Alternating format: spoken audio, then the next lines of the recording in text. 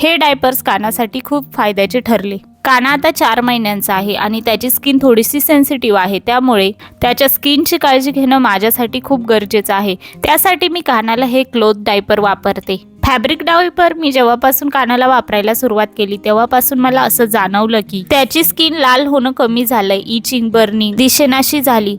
Diaper rash पण हळूहळू कंट्रोलमध्ये आली, कारण यात केमिकल, परफ्यूम किंवा प्लास्टिक लेयर नसते। स्किन कोरडी राहायला मदत होते। यामध्ये काना जास्त कम्फर्टेबल दिसतो। फॅब्रिक डायपर सॉफ्ट कॉटनचा असल्यामुळे बेबीला टाइटनेस वाटत नाही, हालचाल करायला सोपं जातं आणि रिलॅक्स पण वाटतं। 2 ते 3 वेळा कानाने सू केल्यानंतर मी हे चेंज करून टाकते आणि छानपैकी धुवून वाळत घालते। हे डायपर वापरताना हायजीनची थोडी काळजी घ्यावी लागते, पण हे एकदम परफेक्ट आहे कानासाठी। कानासाठी मी हे डायपर 3 घेतले आहे, त्यामुळे दिवसभर काना या डायपर मध्ये असतो आणि फक्त रात्री मी त्याला डिस्पोजेबल डायपर वापरते। यामध्ये कानाची झोप पण व्यवस्थित होते। त्यानंतर मग काना उठला आणि मग मी त्याला औषध देऊन घेतले। कानाला तर औषध खूप आवडायला लागले, तो एकदम औषधांना एन्जॉय करतो। त्यानंतर आम्हाला जेवायचं होतं म्हणून आम्ही कानाला खाली टाकलं। तो मस्त खेळत होता आणि आमचे जेवण पण झाले।